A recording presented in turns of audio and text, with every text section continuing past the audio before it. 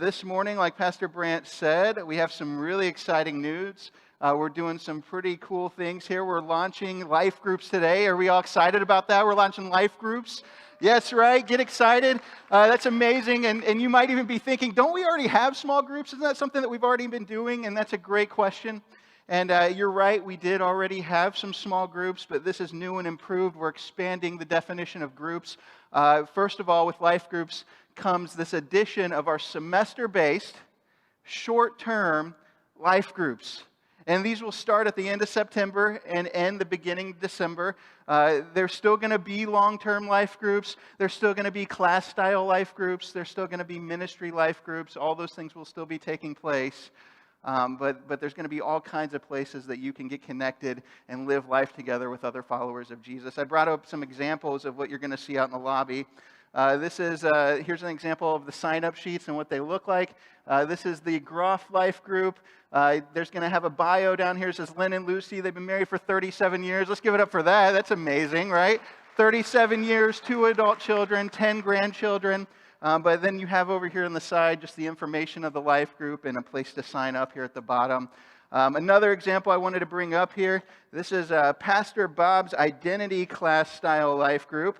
So if you notice, the sign-up sheet looks exactly the same, right? So it's the exact same sign-up sheet, just different information. It says the purpose of this class is to give Christians an understanding of our current culture, how God views the subject of identity or self, and how to have a positive impact for Jesus. And I think that's very relevant for today's world. Amen. So I feel like I'm up here. I'm holding these up. I'm kind of like hosting like a dating show or something. Like I should have another one and be like, "Hey, Bachelor number 3. Here's what we got going on." But here's the thing: these are 2 really great examples, but we have dozens of those great examples out in the lobby today. So I want you to go check those out. Get signed up for a life group today, and I'm going to be talking more about this today because I believe that it's so important to get connected because I believe we were created for connection. We were created for connection. And I'm confident that getting connected and getting in a life group is a helpful step to belonging. And belonging will help you grow and you mature in your relationship with Jesus. I want to start by telling you a little bit about myself. I have some exciting news, actually. My wife, Brittany, and I'm going to let you know what we've been up to this past summer. So in July, we actually closed on our first house. Yeah, I mean, we're so excited about that. We're loving it now. Things are going really good. Now, if you know me, you know I can't pass up a good pun. I just can't do it. And some of you hate puns, and I know it. And so you're sitting there groaning. Well, that just makes it more exciting for me to share. So I picked up this pun along the way while we were buying a house. It goes something like this. What's a realtor's favorite drink? Property. And I know what you're thinking. That's not a real drink. That's not. But trust me, it is realty. Get it? Okay. Yeah, that was bad, right? Jokes aside, we really did close on a house a few months ago. There's a picture up here. Where we're standing on our porch doing that classic, like we just bought a house picture on the porch with our key. And we're loving it now, but I got to be honest with you guys, the process itself was draining. The idea of buying your own house and owning your own house, it's exciting, but the process itself, it's a lot of time spent searching, a lot of paperwork to fill out, and until you find the right house, most of the time you're just walking around kind of disappointed. I don't know if you've ever bought a house or if your example has been the same, but it was a lot of looking through Zillow and being like, wow, this house looks really, really nice. And then you go to the house and you realize, oh, these pictures look really, really nice, right? You go in some of these houses, it looks like an episode of Hoarders or something, and so you just walk around a little disappointed. Now, I might surprise you, the house that's up there, it's actually the second house we made an offer on. The first house fell through because there was a brick problem. And let me explain that to you. You might already know this, but a brick is a block that you use to build houses. I'm an expert in this, trust me. A brick is a block you use to build houses, and bricks were created to be connected to one another, so that when all your bricks are connected, when every brick is in its place, it takes the shape of a sturdy building. Well, in this first house that we made an offer on, the bricks of the house had shifted. And it caused a separation in the wall and in the foundation. There were several cracks in the foundation. And if you know anything about houses, that's a pretty big problem, right? For most of us, that's a deal breaker. At least it was for Britt and I, so we had to pass up that opportunity. But it did get me thinking about the differences between connection and separation. Between connection versus separation. Now, I'm really not an expert, but the way I understand it is that a wall can crack when some outside force, like rain, is pushing on the wall. It's causing this pressure. It's causing it to shift. And so when it shifts, it causes a separation. Bricks were created for connection, but can shift towards separation, and it makes those cracks. And stick with me here, because the same is true for you and me. The same is true for us. As followers of Jesus, we were created for connection, but we shift towards separation. We shift towards separation. When we believe the lies of fear and doubt and loneliness, the walls of our lives begin to crack, and it becomes easier for us to isolate ourselves. Now, through my life, I've lived in 6 states, over 10 different houses. Some of you probably have more of a record. Maybe some of you have less. But I got to tell you, there's been times in my life where I felt very alone. In fact, if we're real with ourselves, some of the hardest times in our lives are where we feel completely isolated. Maybe you're going through a tough situation and you look around and there's just nobody there to support you. Or maybe you got something great to celebrate and there's no one there to join you in the celebration. Maybe even today, as we're all getting up, Pastor Andy's having us welcome each other and shake hands and give high fives and give hugs, whatever you're comfortable with. And you were just standing there and you're looking around and you kind of just felt left hanging while everyone's high-fiving, hugging, and shaking hands. So you kind of did that thing where you just try to go unnoticed. You look around a little and you just sit down, and you don't want people to notice you. If that's you and you're in a room full of people today, or you're sitting at home watching us online, I want you to know that you are not alone. You are not alone. And many of us feel the same way or have felt the same feeling of isolation, of separation. And I want you to know that God's desire for you, His greatest plan and purpose for you, is for you to belong. And maybe you're sitting here and you don't feel alone this morning. Well, guess what? This message is still for you. I'm not leaving you out here. So this message is still for you, because we should be looking for ways to invite others to belong. You see, God created us with this desire to be connected.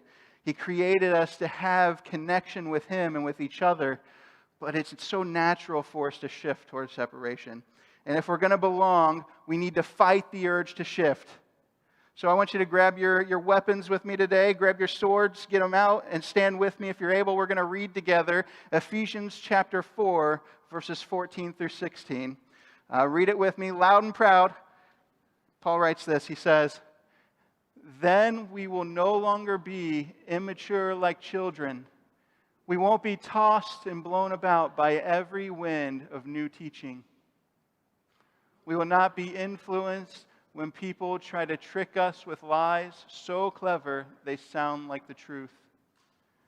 Instead, we will speak the truth in love, growing in every way more and more like Christ, who is the head of His body, the church. He makes the whole body fit together perfectly. As each part does its own special work, it helps the other parts grow, so that the whole body is healthy and growing and full of love." You may be seated. Let's pray. Father, we come with a heart of worship today to magnify and glorify your name. We, as the body of Christ, want to give you all the praise and honor you deserve, and we can't do that without your Spirit coming to be with us. So we ask that you come, Holy Spirit, and give us ears to hear and eyes to see. Unite us as one body with the mind of Jesus, and empower and equip us to live and love like him. We ask for the strength to endure the fiery arrows of the enemy that seem to keep coming our way. Lord, it seems like we're getting hit a lot. Provide supernatural comfort and peace to Pastor Chad and the Overbeek family, and healing and rest for Pastor Jeff and the Ellis family. There are also all of us, others here today and watching online, and in our thoughts, and they're dealing with difficult situations, emotional turmoil, physical pain, mental depression, spiritual doubts. Father, would you make the love of your Son Jesus known to them in a real and personal way today? It's in his name we make our requests known, and it's his name we ask for the presence of your Spirit to come be with us. Amen. Now, context is always important, right? That's the first thing they teach you when you're studying the Bible. You got to look at the context. Well, it's even more important when focusing on just one or two verses like we're doing this morning. So I want you to stick with me. I want to give you a quick rundown of what's going on here in Ephesians 4. Here in Ephesians 4, Paul's giving encouragement to the church of Ephesus. He wants the followers of Jesus in Ephesus to live in a way that will reflect the grace they've been given by God. So Paul's saying if we live in a way that reflects that grace, now really quickly, let's define what grace is, right? Grace means two things. Number one, that every good thing you have, every good thing you can think of is an undeserved gift from Jesus. Number two, that this life is lived only with the help of Jesus' Spirit in you. So if we live like that, if we reflect that grace, those two truths, verse 14 says this, he says, then we will no longer be immature like children. We won't be tossed and blown about by every wind of new teaching. We will not be influenced when people try to trick us with lies so clever they sound like truth. So here, Paul's saying, a sign of our maturity is that we're capable of recognizing, we're capable of fighting the lies we are being told by Satan. Paul's describing a person here who doesn't know where to find the source of truth. He doesn't know where to find the source of life. Someone who's repeatedly being deceived by imposters and cheated by frauds. But listen to this. If we live in the light of the grace of Jesus, Paul says that's not us. That's not who we are. Instead, we become lie detectors. That's what we become. We become lie detectors. Roll with me here. This is a fun analogy for me, so I'm gonna push it as far as I can. As followers of Jesus, we get to hook Satan up to a polygraph, guys. That's what we get to do. We're hooking Satan up to a polygraph. We're opening the truth serum of God's word, right? And we're going to ask it questions, and we're going to test it. We're going to test it and just make sure that what we're hearing, these lies that we're hearing, we'll be able to, as we continue to do this, as we continue to ask those questions, we'll be better at becoming and seeing. We'll be better at seeing and hearing those lies, right? So what usually happens when we see a lie, right? You start to notice that the voice is changing, right? Maybe we have Satan hooked up to a polygraph. Let's call him Satan-Okio, right? You'll start to see his nose grow. So we'll get better and better at that as we use God's word to help us as we mature and become better lie detectors. So I want you to turn to your neighbor and say, I'm a lie detector. I'm a lie detector. Good. Then what I want you to do today, let's go ahead and plug Satan up to our polygraphs real quick. We're going to put our lie detecting to the test. Let's get serious about addressing one very specific lie that Satan wants us to believe. This is from an article. It's called "The Greatest Lie Satan Will Ever Tell You." It's by Natasha Metzler. So pay close attention because I'm gonna read part of the article, and it is a little heavy and wordy and artsy. So stick with me here. Here's what she writes. She says, "You've heard it, I'm sure. Whispered in the dark of night, shouted under the bright light of day, slithering into the desperate places of your heart. Maybe it came while you were in crowds of people or locked in your bedroom with the curtains pulled tightly shut. I've felt it in the deepest places of my pain and seen it echoed through my sorrows. Sometimes it slips in quiet and makes itself comfortable on the edge of my mind. Other times it's so loud I cringe as it reverberates through my life. But I hear it over and over. It sounds like me, but really it's him talking. It's the enemy of my soul. And the words, what's he saying? He's saying, I'm all alone. I'm all alone in my pain. I'm all alone in my hurt. I'm all alone in my life. I'm all alone with no job. I'm all alone with no friends. I'm all alone in my marriage. I'm all alone in fill in the blank. Whatever it is you're going through, just fill in the blank. God left me all alone. That's the greatest lie Satan will ever tell you. Now I'm going to pause right here because that's a pretty relatable feeling, right? Many of us have been there. And some of us might even be there now, but our lie detectors should be going off. It should be beeping. And what should it be telling us? Do we know? Well, the article goes on to say, it says this, here's what our lie detectors should be telling us. There's a reason the enemy uses this lie over and over. If you believe you're all alone, no one can empathize with you. If you believe you're all alone, then no one is there to help you pick up the broken pieces of your life. If you believe you're all alone, no one can call you to account for your sin because they just don't understand the pain I'm going through. And if you believe you're all alone, dear friends, no one can give you grace. So, okay, lie detectors, did you catch the lie? Did you catch it there? More importantly, do we know what the truth is? If you missed it, I'm about to tell you, so listen up. Here's the truth. You are not alone. You are not alone. And the enemy saying you're alone is a big, fake, evil lie. That's all it is. And you can't let this lie shift you towards separation. Don't let it isolate you from the grace of Jesus and the love of others that's available for you today. Pay attention to this. Jesus is building his church. That's what he's doing, right? That's what the Bible tells us. He's building his church, and we are the bricks he's using to do it. He's using us, fitting us in, brick by brick, stone by stone, with himself as the cornerstone. And we were created for connection, but we have to fight the shift towards separation. So that's what we're going to do. We're going to fight the shift. You know why? Because this is a fight worth fighting. This is a battle worth winning. But because we're created for connection, we can't fight it alone. We have to fight it with Jesus, and we have to fight it together. So again, this will be the last time, I promise. Look to your neighbor or comment online if you're watching online. Repeat after me. Say, I'm going to fight the shift. I'm going to fight the shift. Yeah, you guys are getting into it. Perfect. That's great. But now that we're all ready to fight the shift, now that we're talking to our neighbors, how are we going to do it? How are we going to fight the shift? That's a great plug. Good job. That's good.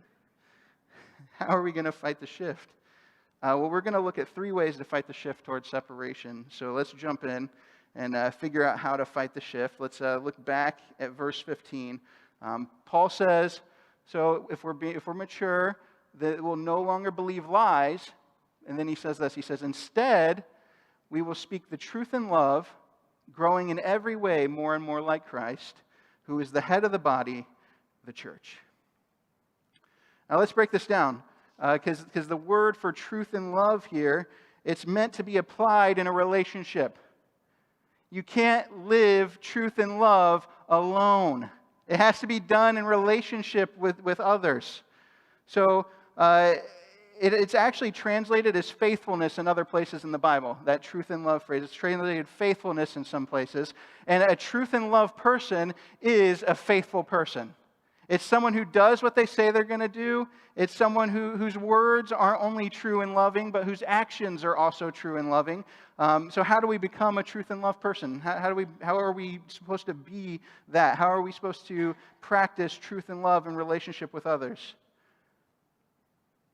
Speaking the truth in love and being a faithful person is impossible to do on our own, but it starts by following the example of Jesus. That's where most things start, right?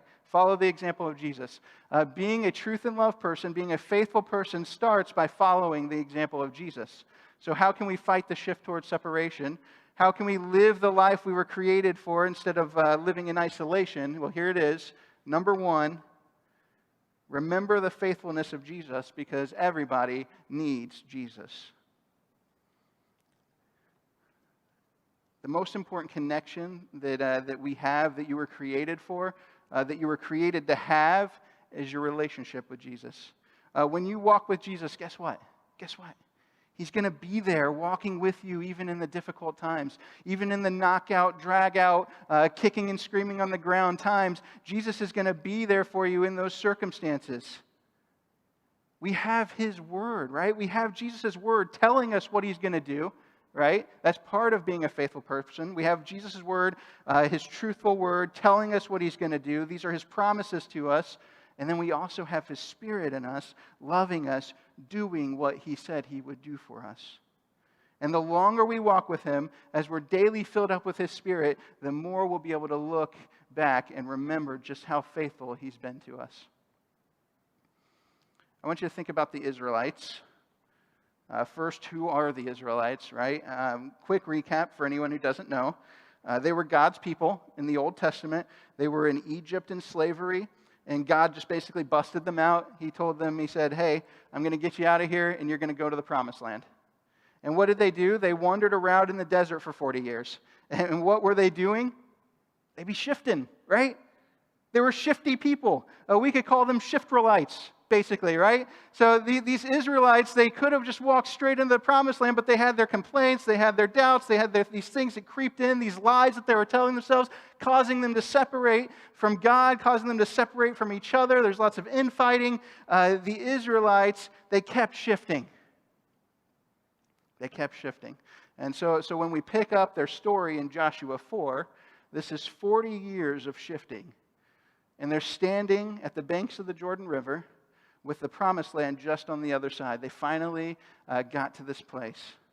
All they got to do, take the promised land, all they got to do is just walk across.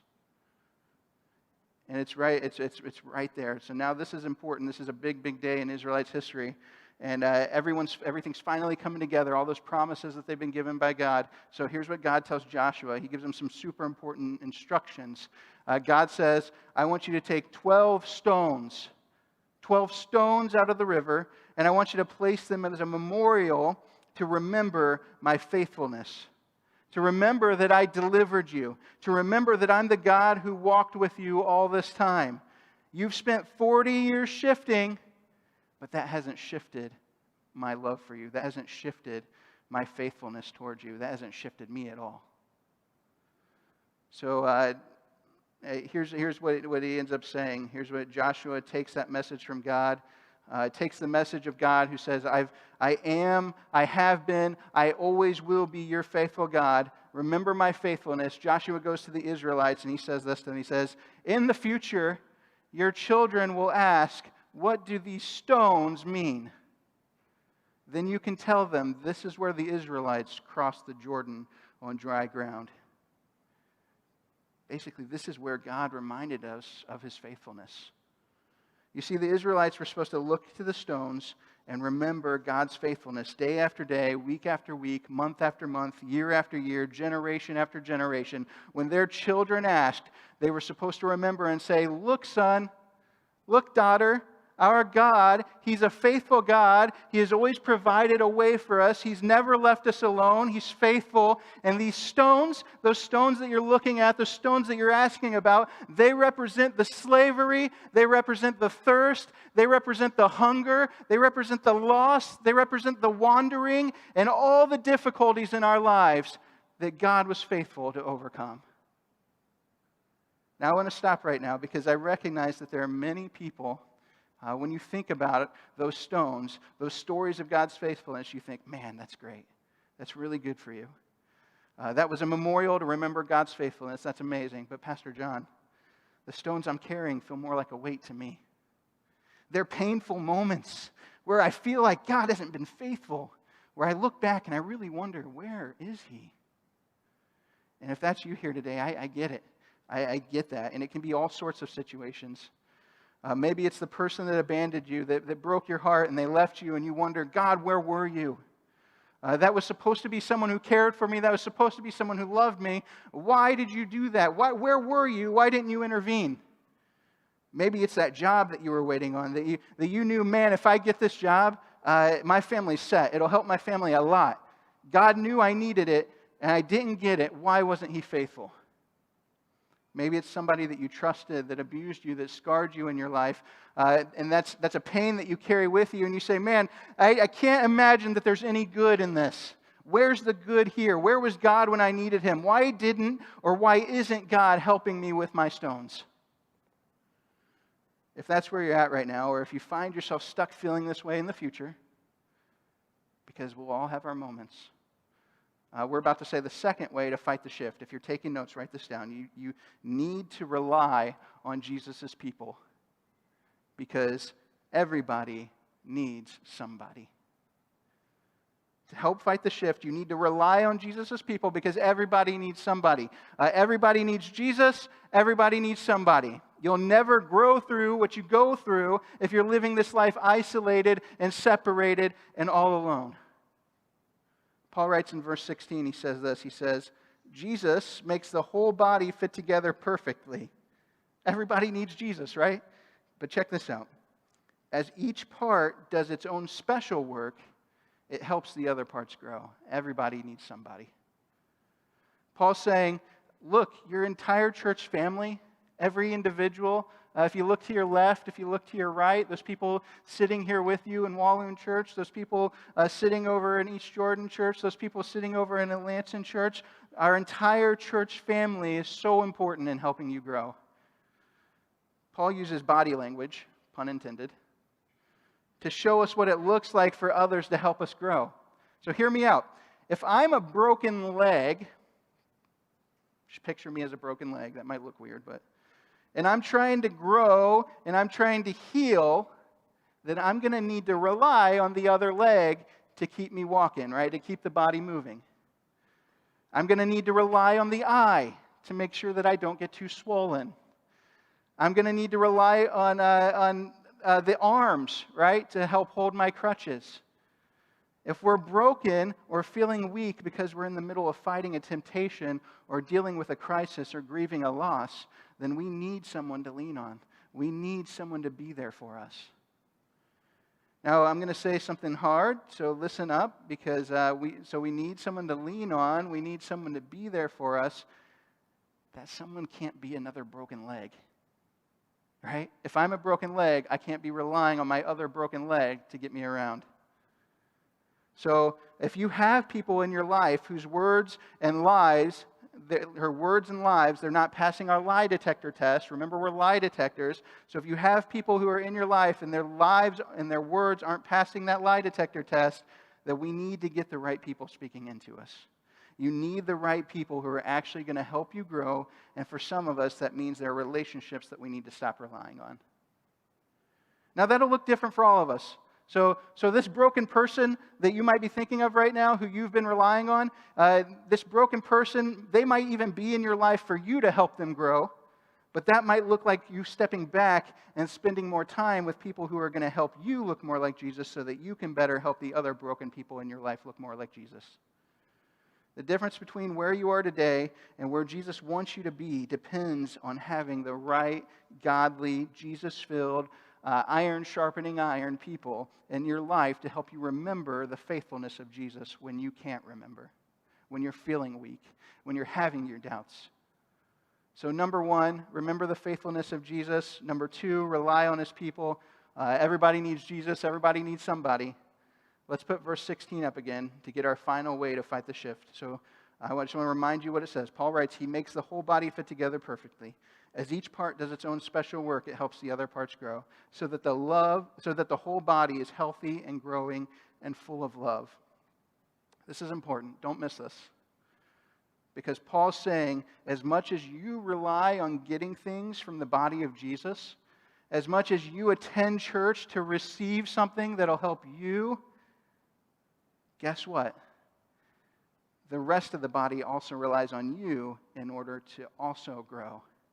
So number three, if you're taking notes, how we fight the shift, release the power of your story because somebody needs you.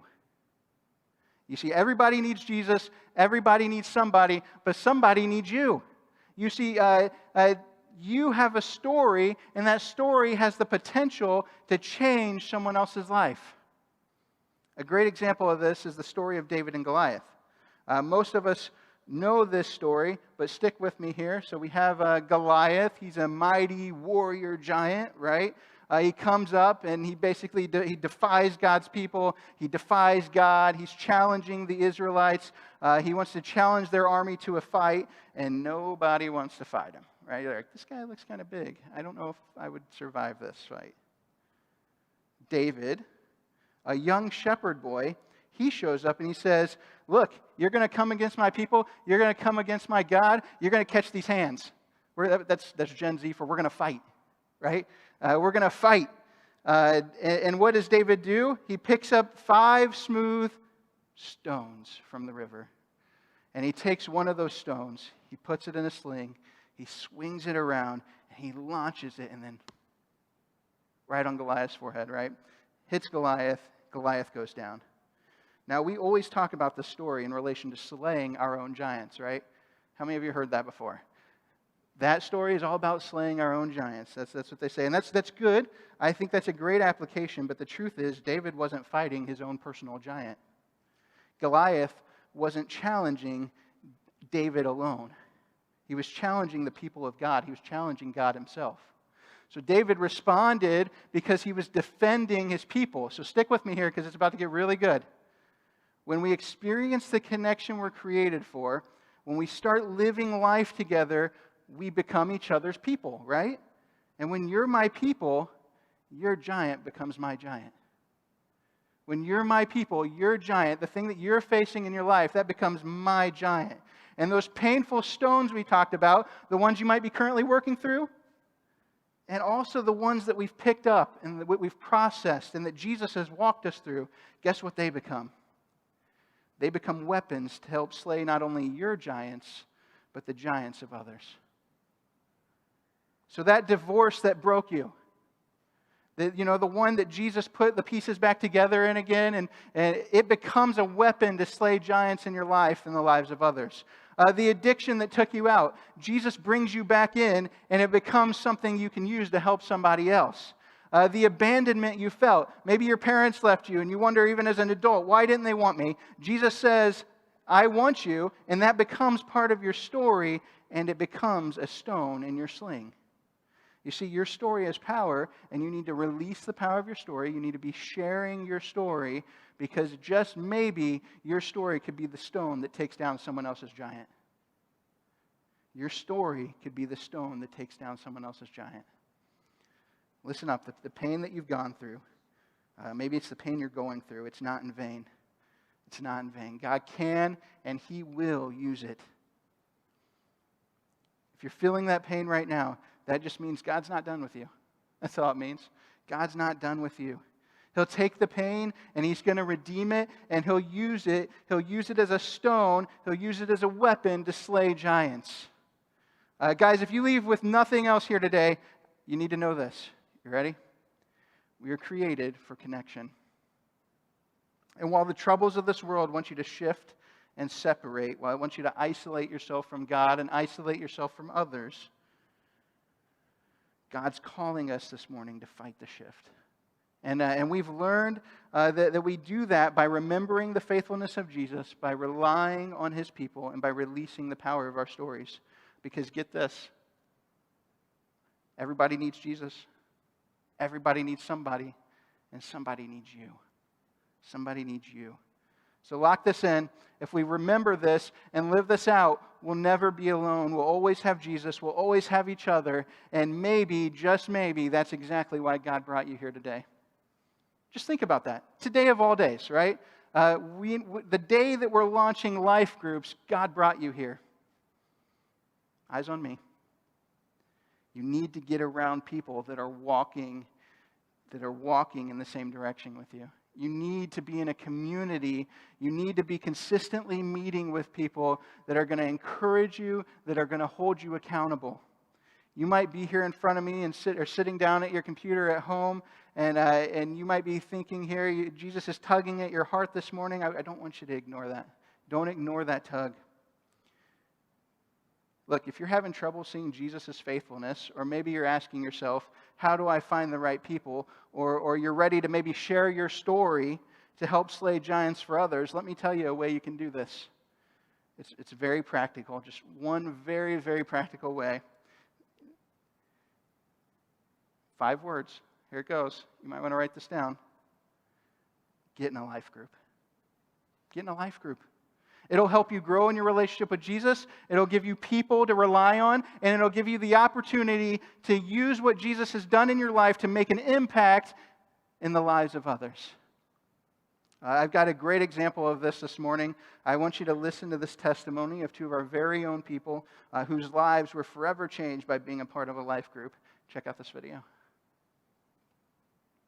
A little bit about the impact that life groups have had on our lives. So I was at a point in my life where I was feeling like I needed more.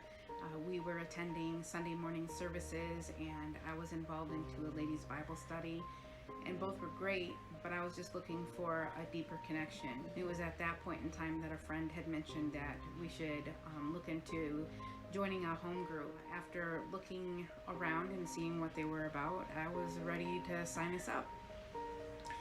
And I really wasn't. I was very hesitant. I didn't want to go. I thought we were busy enough. We had a lot going on in our lives, and we didn't have time for it, and I didn't think we needed it.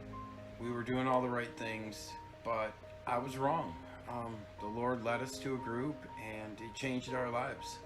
Yeah, the group really helped us grow in our relationship with the Lord. We were digging into God's Word every single week and praying for each other, and then it really became a place where we felt safe to share our struggles and our burdens, and we knew that we weren't alone. And as time went by, we were realizing that we wanted to spend more and more time together. And we did. We went to concerts together. We spent time just hanging out and visiting together. We went camping together. We spent vacation time together. We did birthday parties together.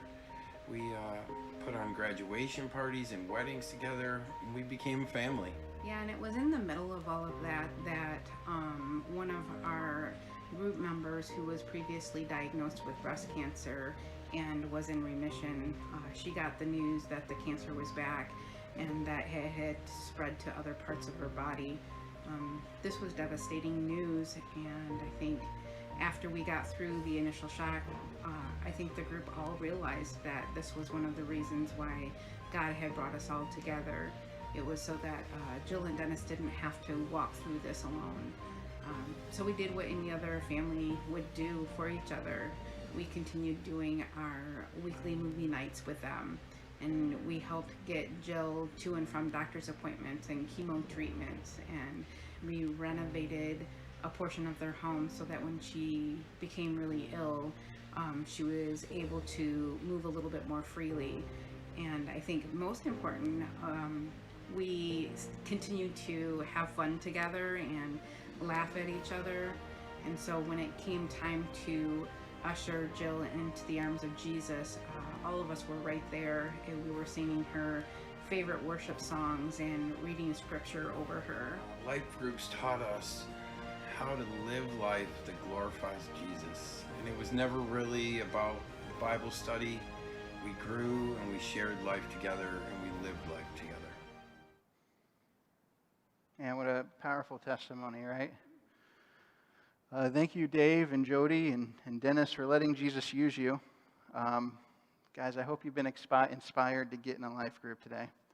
Go sign up in the lobby after service today. Go to walloonchurch.com/life groups if you're watching online to contact a life group leader. Get connected. Get in a life group. Every head bowed and every eye is closed. The most important connection you were created to have is a relationship with Jesus. And for many of you, you don't have that. If you're honest, you came in here, you don't know what it means to have a relationship with Jesus. You don't even know if Jesus loves you. You're asking yourself, how could God love someone like me? I want you to know God does love you, but there's this thing that separates us all from God called sin.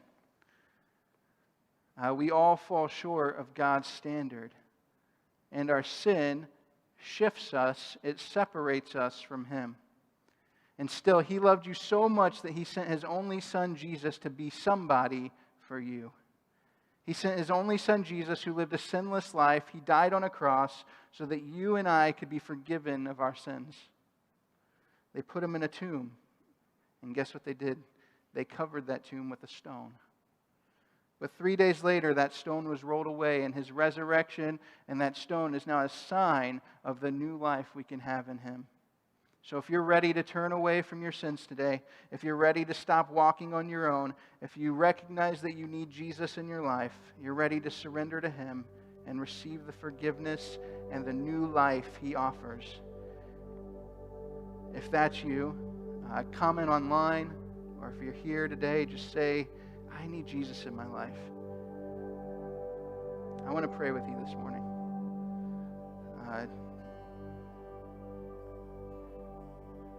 With your heads bowed and eyes closed, if you are ready to turn from your sin, if you're ready to say, Jesus, I need you in my life, just pray this with me this morning. Say, Father, I believe that Jesus is your Son, that he died and rose again so that I can be forgiven, that he came to be somebody for me.